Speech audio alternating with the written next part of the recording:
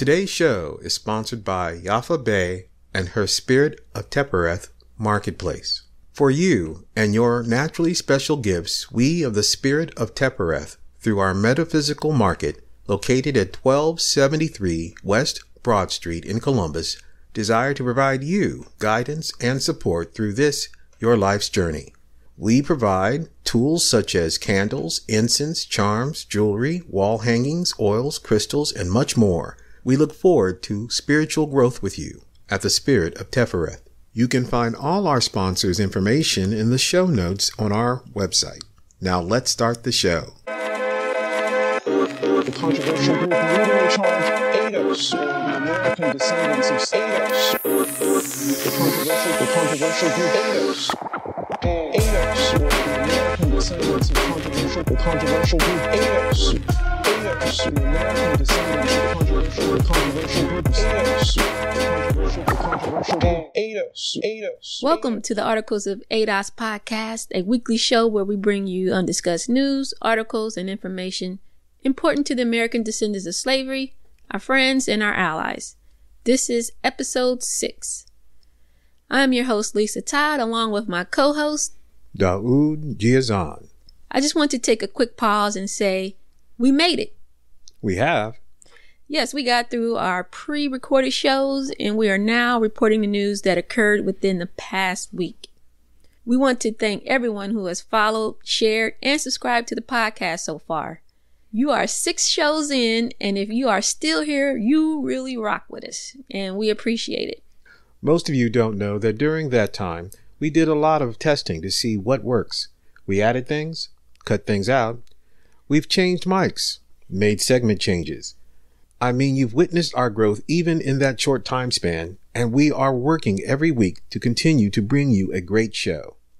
Exactly. So keep coming back, keep sharing, invite your friends and your friends' friends to stop on by and check us out. The more the merrier. Daud, what do we got for today? On today's show, we will share articles from the LA Progressive, In These Times, UncoverDC.com, Truth in Media, and the Business Insider. Later in the show, stay tuned for our main event, where we dive into and interview the articles Dr. Fauci Throws Cold Water on Conspiracy Theory that Coronavirus was created in a Chinese lab. Are you busy? Is the news coming so fast you can barely keep up? No worries. The Articles of ADOS podcast is here to help. Hit the subscribe button wherever you're listening right now, and we'll make sure you stay up to date on the news and information that affects you and your ADOS life. Personality. Peace. This week in our personality piece, I'm going to pose a question that forces us to have personalities. Oh yes, personalities. We do have them. They just come and go. What questions do you have for us this week? After Bernie's loss, liberal progressives were making statements like the Democratic Party ignored its base. They think they are the base. And ADOS thinks we are the base. Who's right? If everyone thinks that they're the base and neither one of them are getting their agendas addressed, their policies that they want implemented. I was watching Jimmy Dore and he's like, great guy, Jimmy Dore. Yeah. He thinks that the progressives are the base. Mm-hmm. And I'm just sitting here like, wait a minute. ADOS, black people think we're the base. Like, we literally changed the direction of the primary. Mm-hmm. I propose that neither one of us are the base. The base is the donor class. That's my take on it. And progressives, ADOS, come to reality in the sense that we know ADOS lacks wealth in the sense that we can't donate to these people, so they ignore us. They ignore our needs. They neglect. Progressives, they have money. So why are their needs or their policies that they want implemented not being met? Neither they with their money, neither us without money are the donor class. That's my proposal. Maybe you see it different. I agree, and I agree for another type of reason. An historical view would show that when Jesse Jackson's runs for the presidency helped to create a black-white working labor coalition that was solid.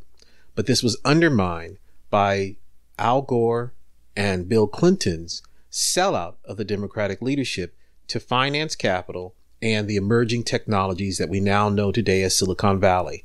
Once that was accomplished, effectively what was traditionally the base of the Democratic Party shifted to those interests. Over time, because we've been settling for the lesser of two evils logic in our political voting choices, it has resulted in a shift ever more closer to elite power classes. And this is what happens in any democracy over time, that when the citizenry are subjected to voting in the context of the lesser of two evil models, the political landscape shifts to meet their ends. So we have what's called center today, really being moderate to solidly conservative Republican. But we keep being told that it's the center. It's not the center. It's really Republican. As I cited before, President Obama was cornered on this because they were checking his efficacy for what was interesting or of interest to the common voter, which really meant whites. And he knows that language very well. And he appealed directly by saying that if he were judged on 1980 standards in terms of what was politics in that day, before the successive drive toward voting elections of the lesser of two evils, his policies would be determined to be Republican. That's just the truth. So here we are with this ultimate question. Who's the genuine base? We've got people that can consider themselves the base all they want, but ultimately the political winds move toward the money, and the money is in the elite class. So therefore the donor class. I think your assessment is correct for that reason. Catch the fire. If you're ADOS, an ally or friend, we encourage you to connect with the local ADOS chapter and help change your local politics. Our ADOS Ohio chapter in Columbus meets every fourth Sunday of the month. For more information on the time and location, visit adoscolumbus.org. You can also get more information on the ADOS movement, our politics, and the agenda.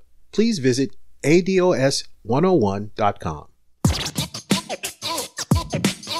In today's Rapid News Reports, we have some articles that you may have missed, all in some way affecting you and your ADOS life. Up first, we have U.S. response to COVID-19 equals genocide for blacks. Tagline, but progressive leaders offer nothing but words. AOC and Bernie Sanders made public condemnations of the corporate bailout, but did little in the way of resistance. COVID-19 is killing black Americans at an alarming rate. In Chicago, black Americans comprise 30% of the total population, but 70% of all COVID-19 deaths. The same is true in Milwaukee, Louisiana, Michigan, and cities and states across the United States where black Americans reside. Anyone paying attention to black conditions since the end of the civil rights period should not be surprised by the fact that black lives are dying at such a high level in this time of crisis. The conditions of late-stage U.S. capitalism and the generations-long institutional denial of white supremacy have combined to create a vicious cycle of premature death for the black poor. Publication laprogressive.com republished an article written by Danny Haipong for the Black Agenda Report. I graded this article a good. Up next, from the publication In These Times, titled Capitalism is Failing Its Coronavirus Stress Test. Only workers can turn things around. Corporations will only do the right thing if we make them. Tagline, the only way to protect the lives and livelihoods of working people is through class struggle, not class snuggle. From the article, it will take a lot more struggle and a lot more workplace organization to win the current economic and health measures that working people so desperately need to weather the worst crises in generations. At this moment of unprecedented crises, how can we ensure the physical safety and economic health of U.S. workers? According to a recent U.S. Today op-ed by 4 national union leaders, coronavirus is a stress test for capitalism, and we see encouraging signs. The answer is partnering with well-managed companies who can lead the recovery by pulling together and finding new ways to protect, pay, and retain employees. We respectfully disagree. Faced with the coronavirus, the only way to protect the lives and livelihoods of working people is through class struggle, not class snuggle. All companies, even those with the most enlightened CEOs, are pushed by market competition to prioritize profits above all else. That's why working class people don't ask good corporations to save us. We have to save ourselves. This is true in unionized workplaces, as seen by the nationwide upsurge in nurses demanding employers put safety needs over their bottom line. And it is true in non-union workplaces like Amazon and Whole Foods, where workers over recent weeks have led an heroic wave of walkouts for basic protections. Many of these struggles have already won important gains. Amazon was pushed by the protests to finally start providing masks to warehouse workers and take the temperature of employees before their shifts. And after its walkout, Instacart announced it would meet its employees' demands for health and safety kits. But it will take a lot more struggle and a lot more workplace organization to win the urgent economic and health measures that working people so desperately need to weather the worst crisis in generations. Author, Carl Rosen. I grade this good. And next? Title, For Black Folks, It's Like a Setup. Are You Trying to Kill Us? From the article, Albany, Georgia. Commissioner Demetrius Young objects to plans to open up nail salons, theaters, and other businesses where it's impossible to practice social distancing. On April 26, Cheryl Means already has lost so much to the invisible virus burning through her hometown. Her mother and her aunt died within days of each other. Her sister has been on a ventilator for weeks in a hospital miles away, and there are no visitors allowed in the COVID-19 isolation unit. She has this tightness in her chest, and she's scared she might be next. But Means can't get a test. Even now, 6 weeks into a national emergency, with the death toll still climbing in southwest Georgia, and her kin sick from the novel coronavirus, even though as a home health care worker, she's at high risk for exposure. She isn't displaying enough symptoms to get the required doctor's referral. If she wanted, though, she could get her hair and nails done, since the state's governor invited some businesses to reopen Friday. Despite local leaders, public health experts, and residents like Means insisting Georgia isn't ready, they fear the restart will spike new infections, particularly in the southwest region, with some of the highest death rates in the nation. In these small, interconnected towns where everyone seems to know everyone else, each death reverberates. It's crazy to open these businesses, said Means, a 51-year-old Damascus resident. Which do you want us to do? Be safe or be sorry? Live or die, she said. To open up businesses where it's impossible to practice social distancing, hair salons, nail salons, theaters, people are like, what? You want to put everybody in a closed room and that's supposed to be okay, said Demetrius Young, a city commissioner in Albany, the center of the state's epidemic. For black folks, it's like, are you trying to kill us?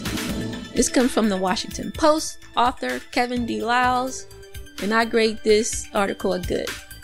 It goes into great detail about each city in Georgia and how it is affecting them, how the deaths are affecting them, and how opening the cities back up is going to put ADOS at risk.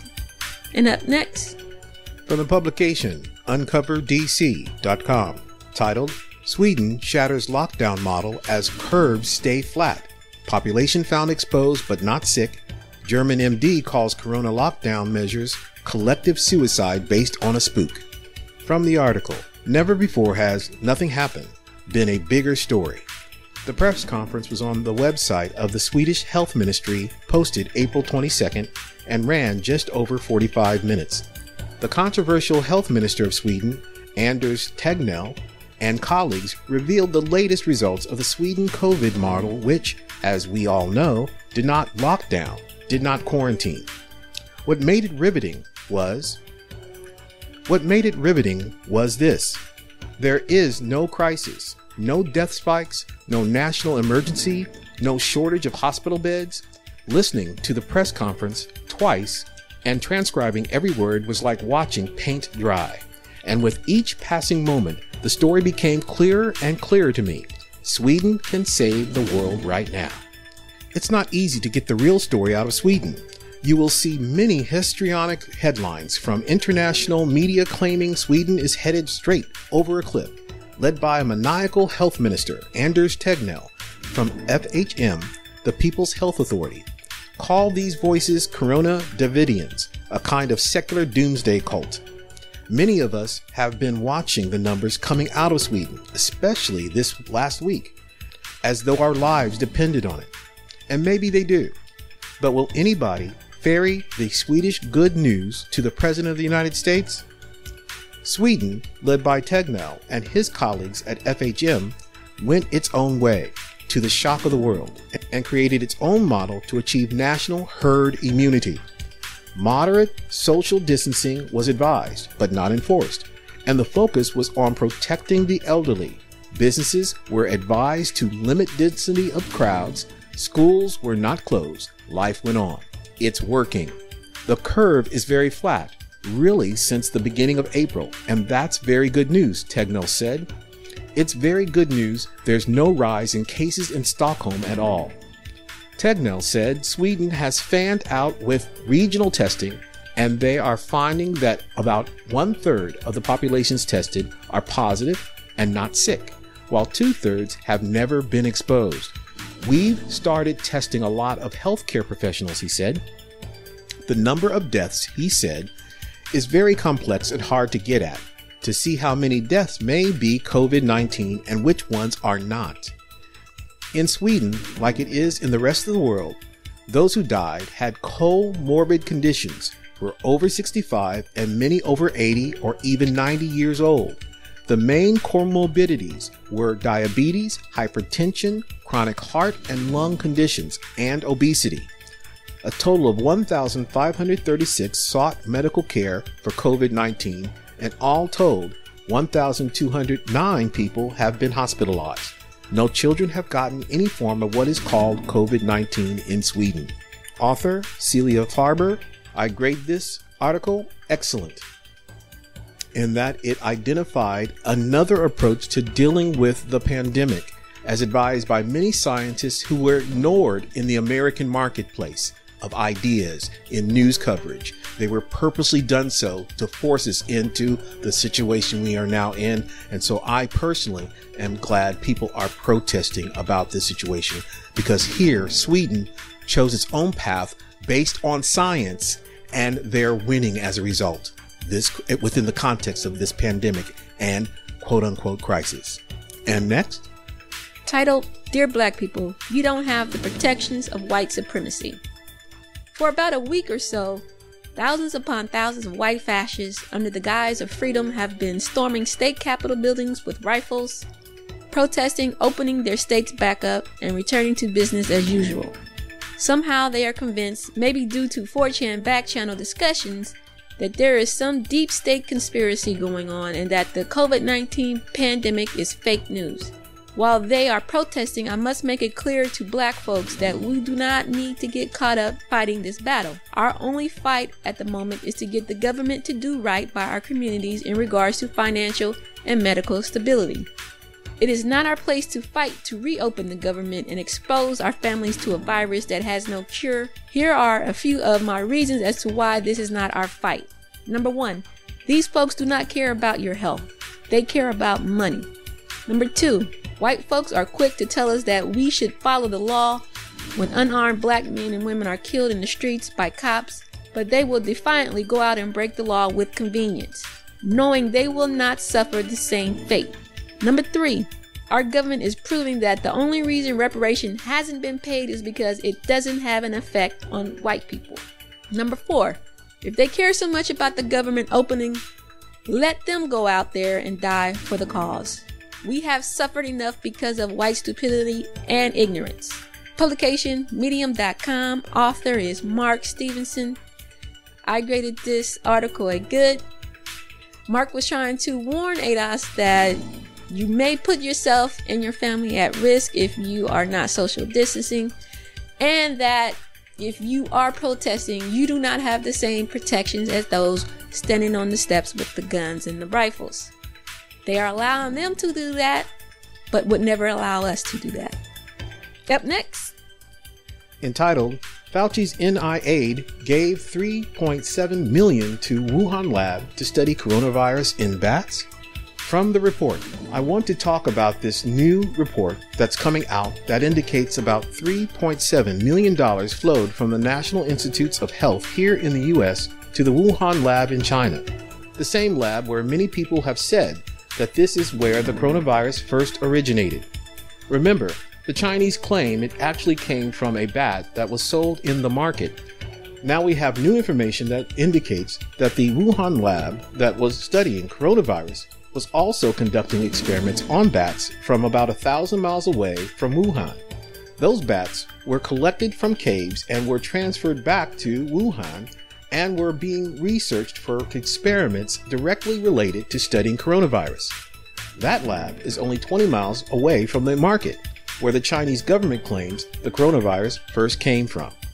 The Wuhan Institute of Virology undertook coronavirus experiments on mammals captured more than 1,000 miles away in Yunnan province, which were funded by a $3.7 million grant from the US government.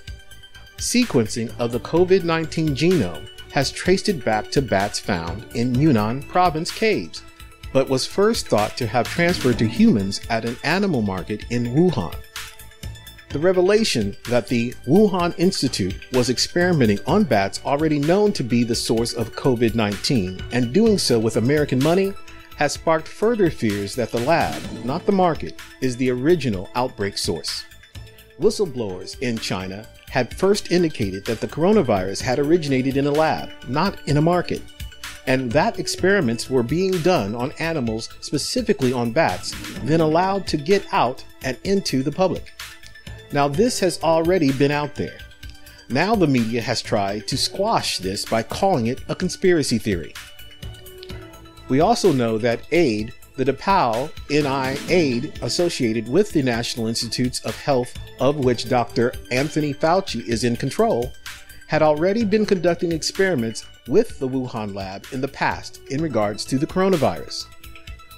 Dr. Fauci's National Institute of Allergy and Infectious Diseases, NIAID, actually funded a study on bat coronavirus, which was a project that included scientists at the Wuhan Institute of Virology, the Chinese lab in the center of the controversy over their bat research. This study confirmed in 2018 that humans have died from coronavirus. Here's the problem. When someone like Dr. Anthony Fauci, who is in charge of the coronavirus response, where the media is hyping him like crazy, we've already shown you how his connection to Bill Gates and the Gates Foundation is essentially pushing for a new globally mandated vaccine, specifically for coronavirus.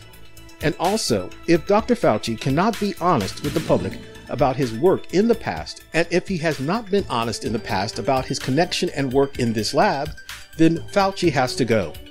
He becomes a danger to the public that is trying to restore lives, get businesses back in order, put people back into some form of normality.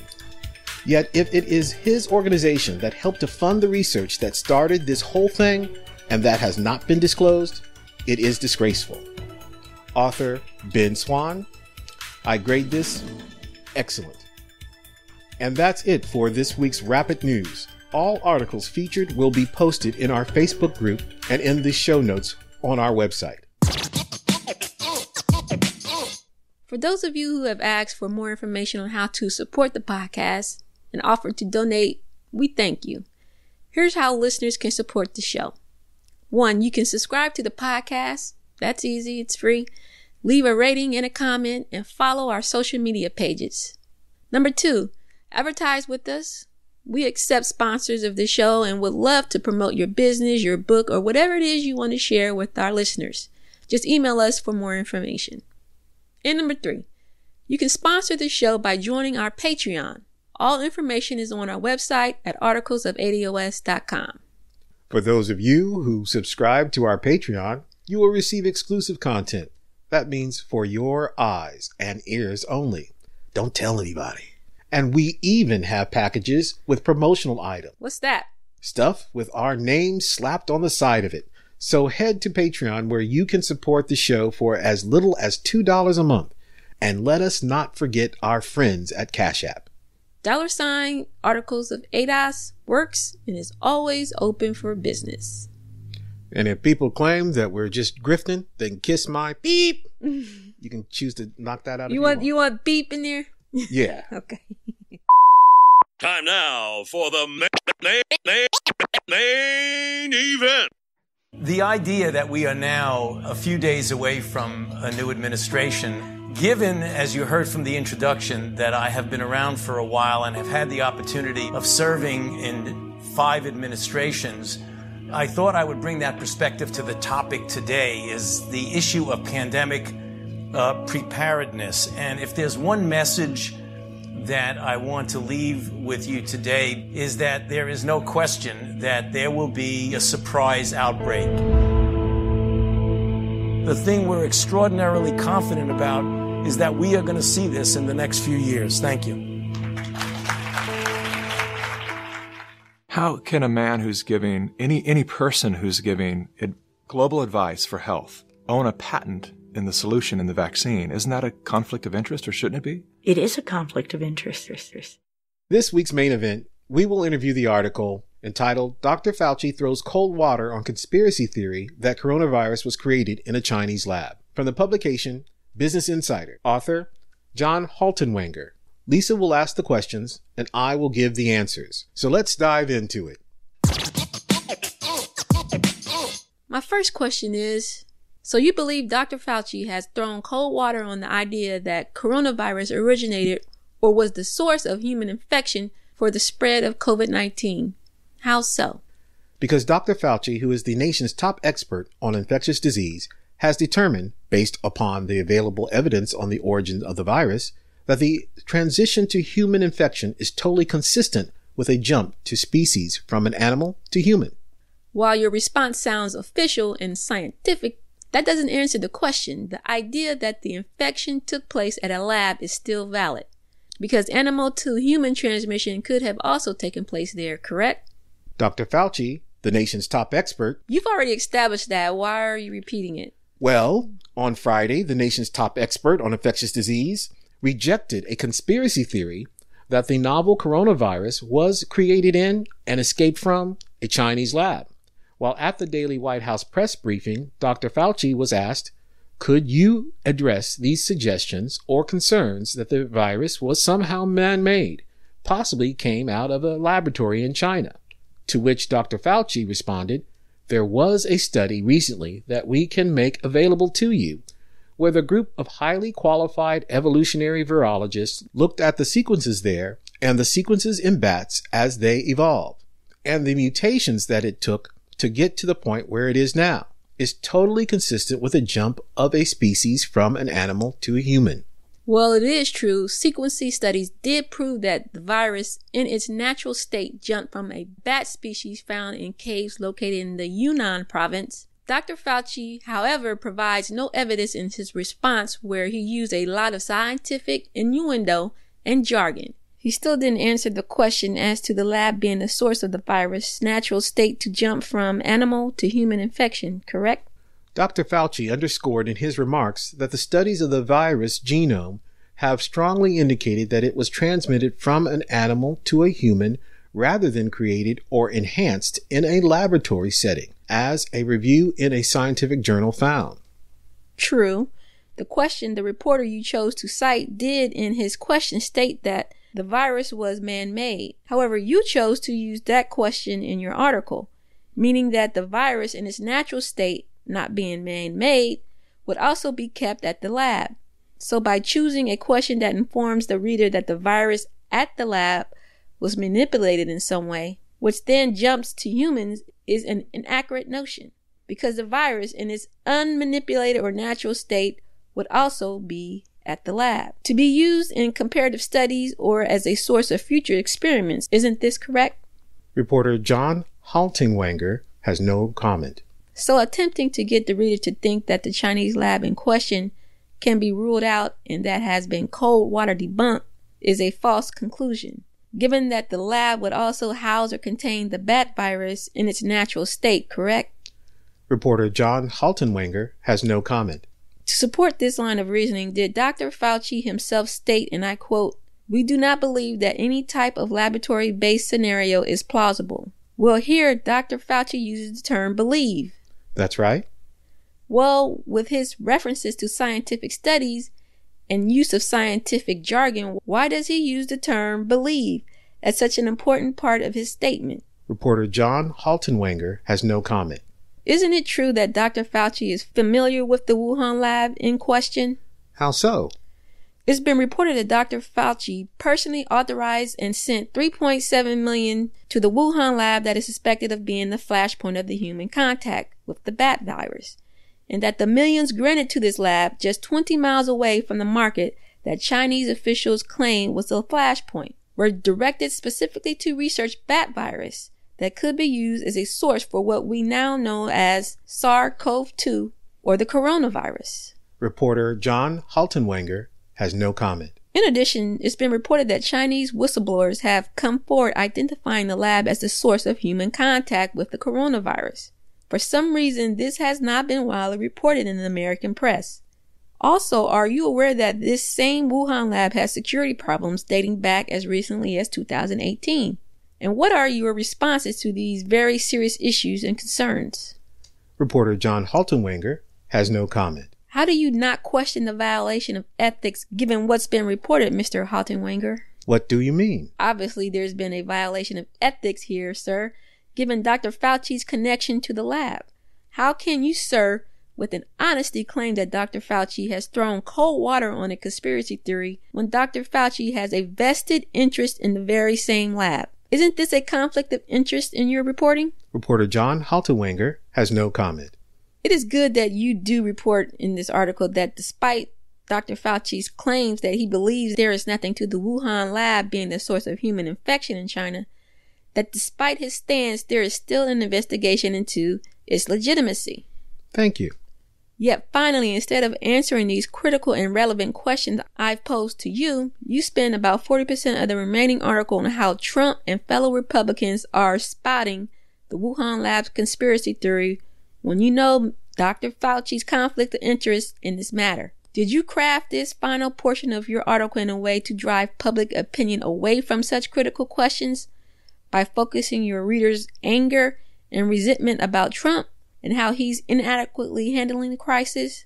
Do you not find Dr. Fauci's lack of ethics and this slant of yours problematic in any way? Reporter John Haltenwanger has no comment. Well, I see you have no answers to a lot of questions, so we are done here.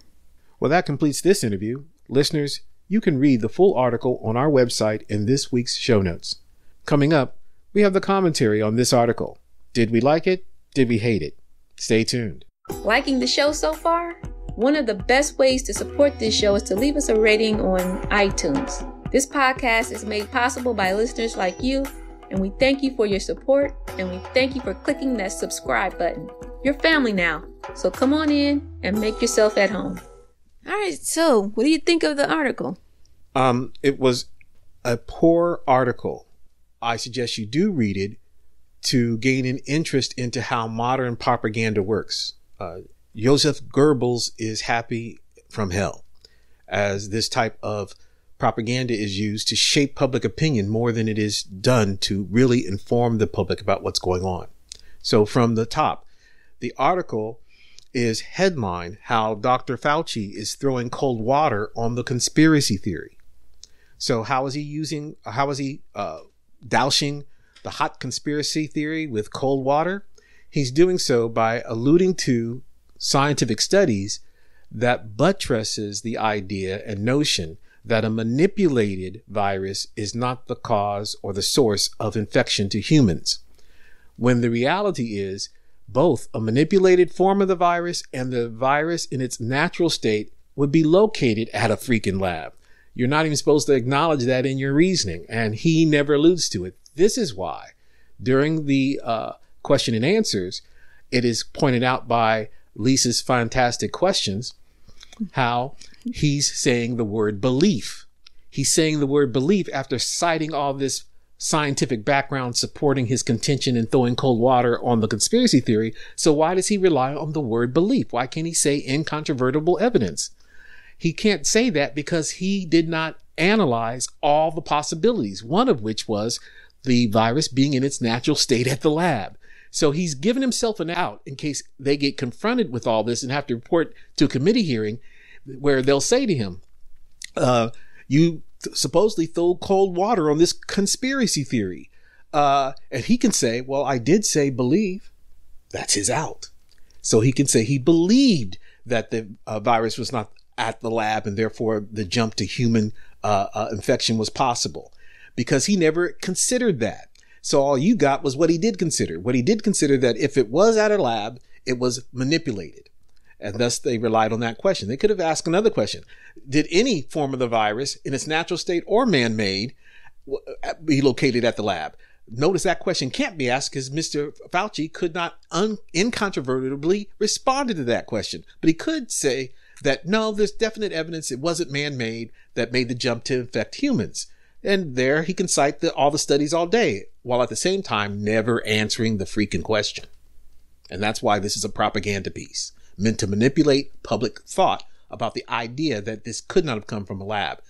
And the other aspect, I can go on, but the other major aspect is Dr. Fauci is the wrong person to be throwing water on it. But that's another reason why propaganda had to be used to tout his incontrovertible expertise. So they had to repeat several times in this article how much he's a top expert of infectious disease, but not mention that he has a conflict of interest stemming from the fact that he's done business with this lab. He knows how this lab operates. And in particular, he specifically funded to a tune of $3.7 million to the very thing that's infecting humans. Now, nobody would want to be connected with that, and therefore he would have a definite interest in squashing the conspiracy theory, quote unquote. My only response to this comes from the House of Cards. I used to watch that. He said, we make the terrorism. And in here, we make the coronavirus. And that's it. That's it. That's my response. Thank you, Dr. Fauci, for your conflicts of interest. We all know, based on your donations that you were funding, and it couldn't come from a lab. You're protecting yourself. You're protecting whoever you're working with. And you're protecting the money. Our people are dying. Yeah. So you're protecting the virus and not protecting the people. Technically, that's correct. They're primarily protecting what can come as a result of the virus, and that is vaccines. In today's Voices of ADOS, we have the pleasure of interviewing Mark Stevenson, president of the ADOS Columbus chapter here in Ohio. We've worked alongside him trying to create change locally, and we wanted to hear his thoughts on the ADOS movement and the future. Once we got to talking, we didn't stop until a whole hour later. So we're going to play a quick clip for you to hear just a little sneak peek of the interview. To hear the full interview, you'll have to tune in Sunday right after we do our live discussion on episode 6. So around 9 p.m.-ish, May 10th, we're going to drop the exclusive interview. Everywhere that you listen to the podcast, it'll be released Sunday at 9 p.m. You can also watch the interview on YouTube. See you Sunday, 9 p.m. My first question is, Columbus, Ohio is really like a assimilated city. Like once we integrated. A lot of the Black residents are somewhat pacified. And so unlike Cincinnati and Cleveland, they have a lot more unrest there. They rioted there a couple of times. So we're pretty quiet in Columbus as far as outrage and activism. So what made you start an ADOS chapter here in Columbus? Well, thank you for having me on. I love what y'all are doing with this podcast. So what I saw when I decided to get involved in like activism here in the area was a pacification. I never had been around like a city that had Black folks, especially descendants of slaves living in it, and they're not that vocal in activism. And Columbus kind of reminded me, before I moved to the area, I was living on the outside of Philadelphia. And it kind of reminded me of being up there, where you had pockets of areas that were like dealing with a lot of crime, dealing with poverty, and then you had the overall shadow of the city that was thriving. And when people came to see it, they saw one part of the city and they didn't see the other side. So I think in cities that are like that, Black people particularly get the bad end of the stick, because if you come into, if you're from out of town and you come to Columbus and you drive in, you see downtown and you're like, oh shoot, man, this is a thriving liberal city, is economically established, the median income is pretty high. Everybody's got to be doing well here. You see a bunch of houses, and then you start making your way down I-71, and then you make a trip off of Indianola and end up on Cleveland Avenue, and then you see a totally different environment, and you're like, okay, these people are forgotten. Yeah, man. That was just the first question. I'm excited for you guys to hear the full interview. Like I said, tune in Sunday, 9 p.m., everywhere you listen to your podcast and YouTube. There you have it, family. Another week, another show. Thanks for joining us on the Articles of ADOS podcast.